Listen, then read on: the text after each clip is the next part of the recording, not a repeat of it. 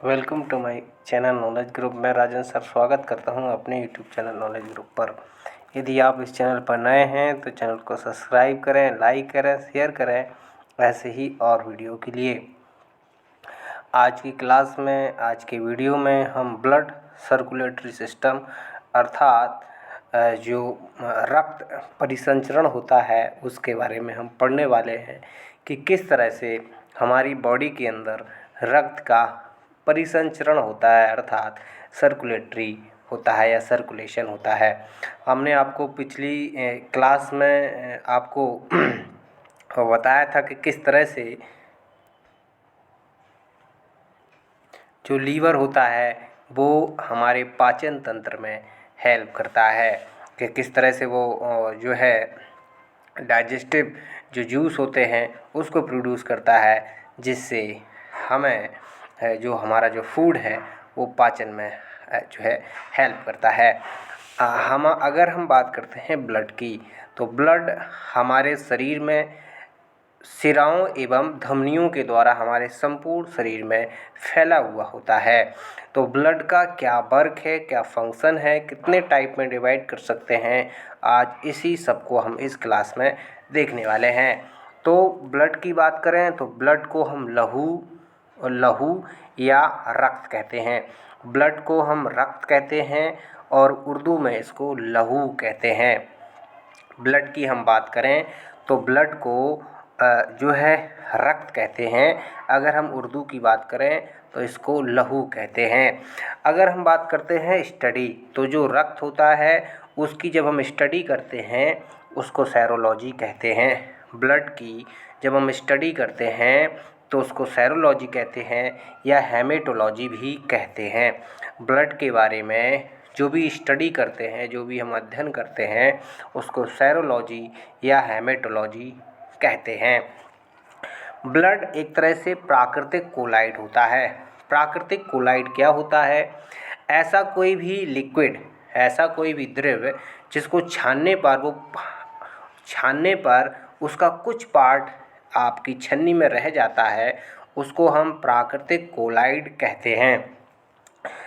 Blood संयोजी ऊतक है, अर्थात कई पार्टों से हमारा जो ब्लड है वो गुजरता है हमारे बॉडी के अंदर, इसलिए ये कहा जाता है कि जो ब्लड होता है हमारा संयोजी ऊतक अर्थात कनेक्टिव टिश्यू होता है। तो ब्लड क्या है? प्राकृतिक कोलाइड है। ब्लड क्या है? संयोजी ऊतक है।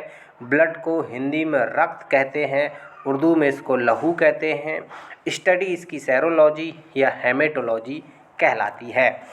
अगर हम रक्त की बात करें तो पीएच वैल्यू की बात करें तो जो पीएच वैल्यू होती है हमारे ब्लड की वो 7.4 होती है, जो कि क्षार होती है। कोई भी लिक्विड हो या ठोस हो, जब उसकी वैल्यू 7 से ऊपर चली जाती है तो वह क्षार हो जाती है, बेस हो जाती है, और 7 के डाउन में जो उसकी जो वैल्यू होती है वो एसिड में होती है। तो हमारा जो ब्लड होता है वो क्षारीय होता है, उसकी पीएच वैल्यू 7.4 होती है। अगर हम बात करें मेल की, तो जो मेल होते हैं अर्थात जो पुरुष होते हैं उनमें जो ब्लड की मात्रा होती है वो 5.5 लीटर अर्थात 4.5 लीटर होती है।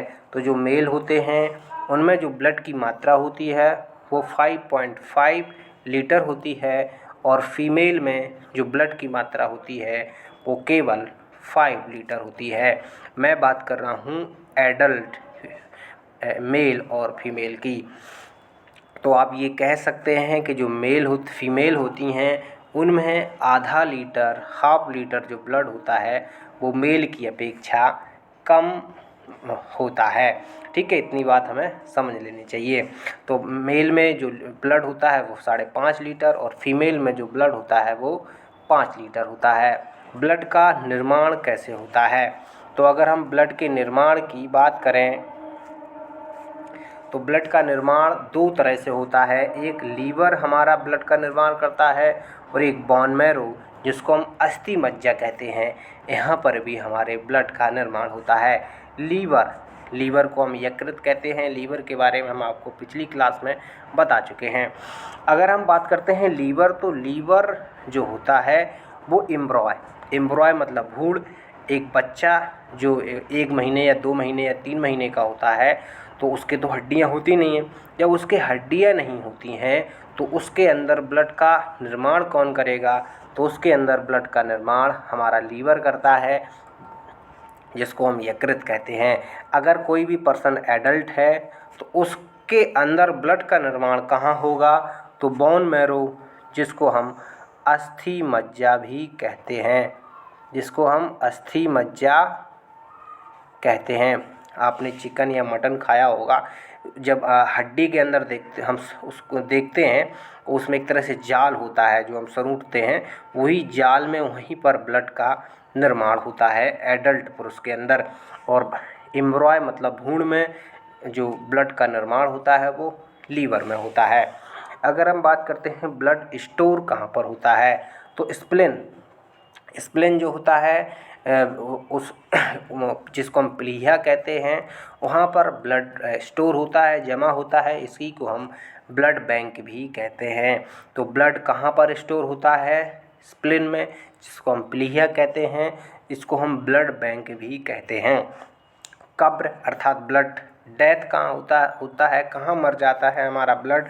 तो स्प्लेन में ही हमारा ब्लड की मृत्यु हो जाती है। ठीक है, इतनी बात याद रखना, ब्लड का निर्माण स्प्लेन में ही होता है और ब्लड का जो कब्र होती है वह वहाँ, या ब्लड जो मर जाता है वह स्प्लेन में ही मर जाता है। कैसे मरता है वो हम देखते हैं, किस तरह से ब्लड की डेथ होती है। अगर हम बात करते हैं कोलेस्ट्रॉल की मात्रा, कोलेस्ट्रॉल की मात्रा क्या होती है? कोलेस्ट्रॉल की मात्रा, जो चिकनी चीज़ें होती हैं उनमें कोलेस्ट्रॉल की मात्रा होती है, जिसको हम फैट भी कह सकते हैं। तो हमारा जो ब्लड है उसमें जो कोलेस्ट्रॉल की मात्रा होनी चाहिए वो 200 ग्राम प्रति डेसीलीटर में होनी चाहिए।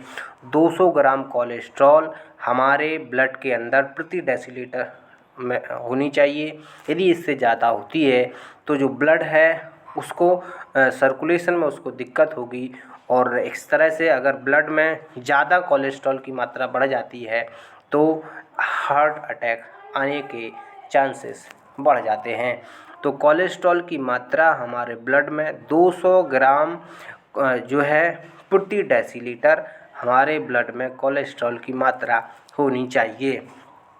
अगर हम बात करते हैं हीमोग्लोबिन, हीमोग्लोबिन की जो मात्रा है हमारे ब्लड के अंदर 14 ग्राम होनी चाहिए, 14 ग्राम डेसीलीटर मेल में होनी चाहिए। 14 ग्राम हीमोग्लोबिन, हीमोग्लोबिन में आयरन होता है। तो अभी ये कह सकते हैं कि जो मेल होते हैं, जो पुरुष होते हैं, उनमें हीमोग्लोबिन की जो मात्रा होती है वो कितनी होनी चाहिए? वो 14 ग्राम होनी चाहिए। अगर हम फीमेल की बात करें तो हीमोग्लोबिन की मात्रा उनमें 13 ग्राम होनी चाहिए।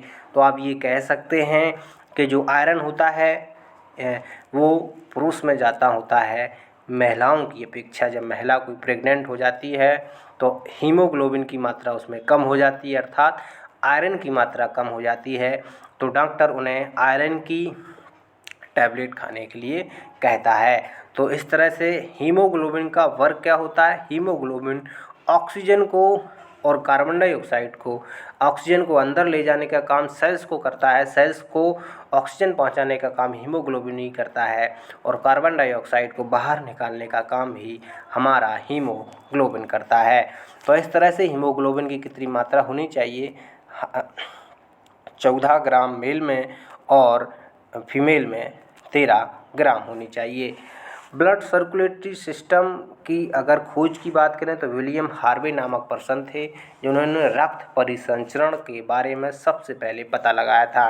तो रक्त परिसंचरण का पता सबसे पहले किसने लगाया था? तो रक्त परिसंचरण का पता सबसे पहले विलियम हार्वे नामक पर्सन ने बताया था कि किस तरह से ब्लड कहाँ कहाँ से होकर गुजरता है और उसको कितने पार्टों में डिवाइड किया गया है और उसके क्या फंक्शन है।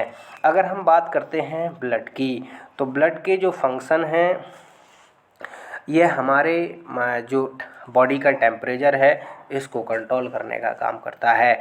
आप देखते होंगे कि जब किसी भी पर्सन की डेथ हो जाती है अर्थात मृत्यु हो जाती है तो वह ठंडा पड़ जाता है। क्यों? क्योंकि अब उसकी बॉडी के अंदर जो ब्लड है उसका सर्कुलेशन बंद हो गया, परिसंचरण बंद हो गया। जब परिसंचरण बंद हो जाता है तो फिर जो बॉडी है वह गर्म ना होकर के ठंडी हो जाती है। तो आप ये कह सकते हैं हमारी बॉडी को ठंडा रखने का काम भी हमारा कौन करता है? तो ब्लड ही गर्म करने का काम ब्लड करता है और हमारे बॉडी के टेम्परेचर को भी कंट्रोल करने का काम हमारा ब्लड ही करता है।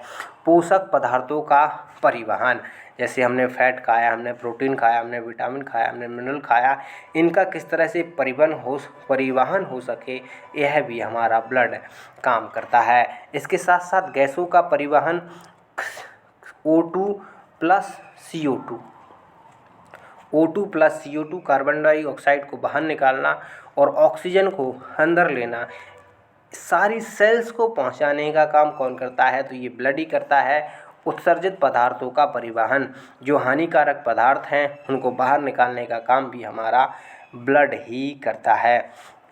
अगर हम ब्लड की बात करें तो ब्लड को 2 पार्ट्स में हम डिवाइड कर सकते हैं। ब्लड की अगर हम बात करते हैं तो हमारा जो ब्लड है उसको 2 पार्ट में हम डिवाइड कर सकते हैं।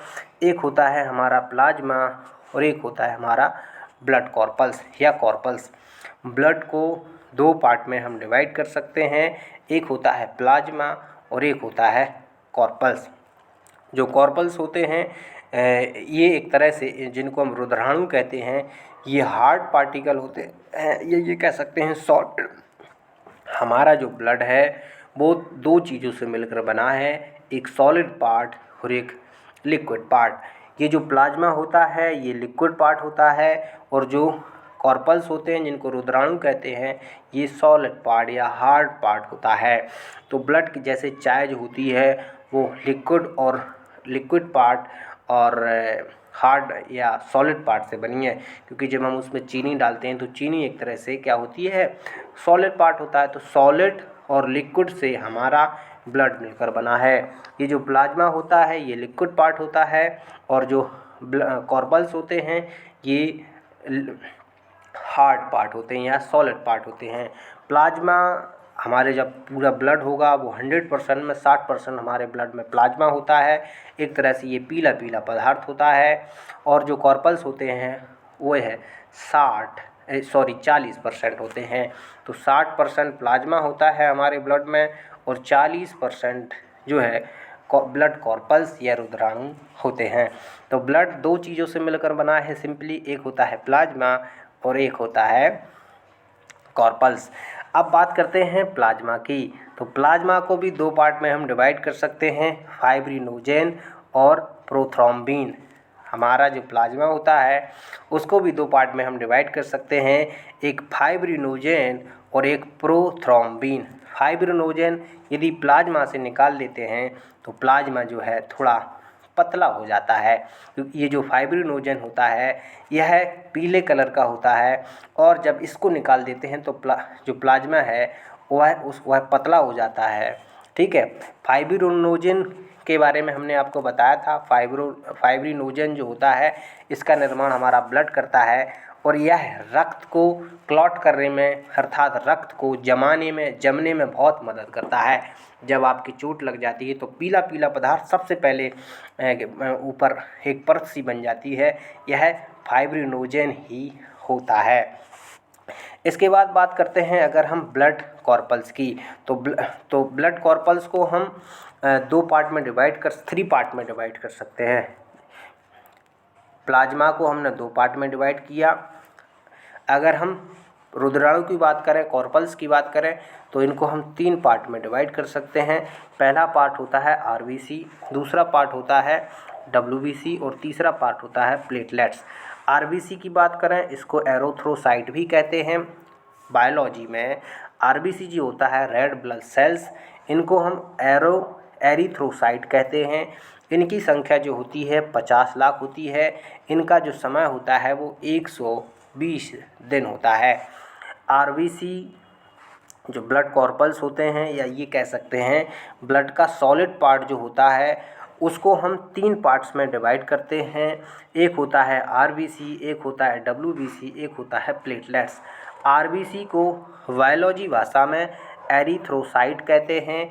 इनकी जो संख्या होती है हमारे ब्लड में 50 लाख होती है और इनका जो टाइम होता है वो 120 डे होता है। अगर हम बात करते हैं डब्ल्यूबीसी की, तो डब्ल्यूबीसी जो होता है इसको हम ल्यूकोसाइट कहते हैं।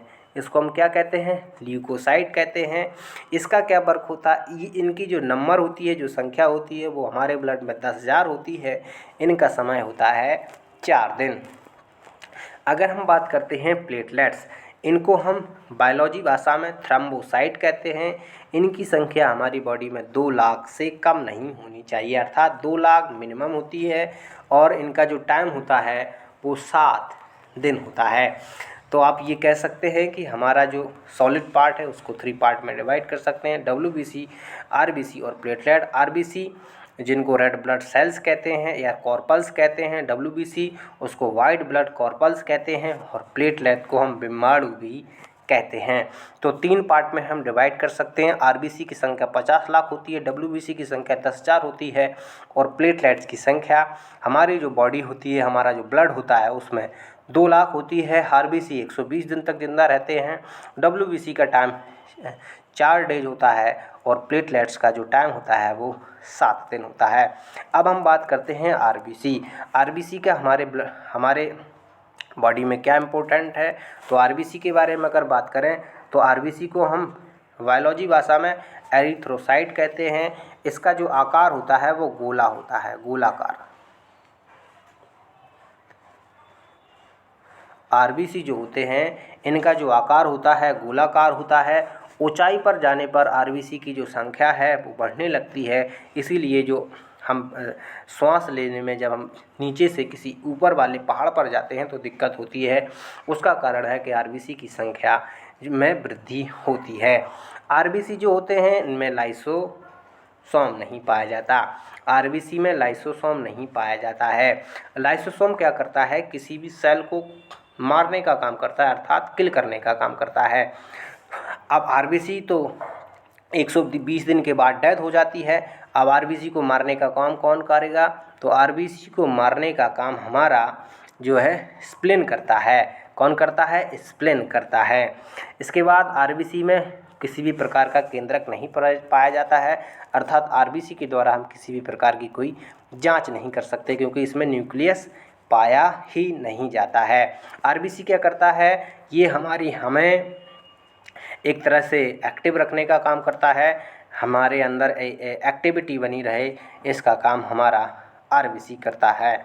इसके बाद बात करते हैं डब्ल्यूबीसी की। डब्ल्यूबीसी को हम वाइट ब्लड कॉर्पल्स कहते हैं। इसको बायोलॉजी भाषा में ल्यूकोसाइट कहते हैं। इसका जो आकार होता है अनिश्चित होता है। इसके आकार का कोई आप पता नहीं लगा सकते। कई प्रकार का आरबीसी डब्ल्यूबीसी हमारा होता है। इसमें केंद्रक पाया जाता है तो इससे हम न्यूक्लियस इसमें पाया जाता है, इससे हम डीएनए की जांच कर सकते हैं। यह हमारी रोगों से रक्षा करने का काम करती है। आरबीसी क्या करती है? जो भी डिजीजेस होते हैं, बीमारियां होती हैं, उनसे रक्षा करती है हमारे डब्ल्यूबीसी। डब्ल्यूबीसी को भी हम कई टाइप में डिवाइड कर सकते हैं, कई पार्ट में डिवाइड कर सकते हैं। एंटीबॉडी, लिम्फोसाइट, मोनोसाइट और न्यूट्रोफिल। एंटीबॉडी क्या करता है? जब कोई भी ऐसा वायरस या बैक्टीरिया जब हमारी बॉडी में एंटर करता है तो एंटीबॉडी ही उसकी सबसे पहले पहचान करता है। लिम्फोसाइट क्या करता है? तुरंत ही जो है उसको पकड़ लेता है और लिम्फोसाइट मोनोसाइट से कहता है कि इसको मार दो। तो मोनोसाइट जो लिम्फोसाइट मारने का काम करता है, कोई भी बाहर से बैक्टीरिया वायरस हमारी बॉडी में आता है, और मोनोसाइट उसको मतलब डिस्ट्रॉय करने का काम करता है, जिससे वह सड़े ना और हमारी बॉडी में कोई ऐसी और बीमारी अंदर क्रिएट ना हो जाए। तो हमारे बाहरी रोगों से रक्षा करता है, प्रोटेक्ट करता है हमारे डब्ल्यूबीसी। अगर हम बात करते हैं प्लेटलेट्स की, तो प्लेटलेट्स को हम थ्रोम्बोसाइट, बायोलॉजी भाषा में इनको हम थ्रोम्बोसाइट भी कहते हैं और इनको हम बिम्बाणु भी कहते हैं। इनका आकार उत्तल लेंस की तरह होता है। इनमें केंद्रक नहीं पाया जाता है। डब्ल्यूबीसी प्लेटलेट्स होते हैं हमें पावर देने का काम करते हैं। यदि आपकी बॉडी में पावर नहीं है, शक्ति नहीं है, इसका मतलब है आपकी बॉडी में प्लेटों की संख्या कम हो गई है। डेंगू के रोग में प्लेटों की संख्या अधिक मात्रा में कम होती है, तभी जो डॉक्टर होते हैं वो बकरी का दूध और केले के पत्ते, वो जो है पपीते के पत्ते खाने के लिए कहते हैं, जिससे प्लेटों की जो संख्या है वो अधिक मात्रा में बकरी के दूध से बढ़ती है। तो आप ये कह सकते हैं कि किस तरह से हमारा ब्लड वर्क करता है, क्या उसके फंक्शन हैं, कितने पार्ट में डिवाइड कर सकते हैं। तो ब्लड को मोस्टली हम 2 पार्ट में डिवाइड कर सकते हैं, एक प्लाज्मा होता है, एक कॉर्पल्स होता है। प्लाज्मा को 2 पार्ट में डिवाइड कर सकते हैं और कॉर्पल्स को 3 पार्ट में डिवाइड कर सकते हैं, और उनके हमने फंक्शन, वर्क और किस तरह से वो हमारे लिए इम्पोर्टेंट है हमने देखा। यदि वीडियो पसंद आए तो लाइक और शेयर ज़रूर करें, चैनल को सब्सक्राइब कर लें ऐसे ही और वीडियो के लिए। Thank you, take care and bye bye, and देखते रहिए the knowledge grow by Rajan sir. Thank you and very take care sir, thank you. मिलते हैं न्यू वीडियो के साथ, थैंक यू।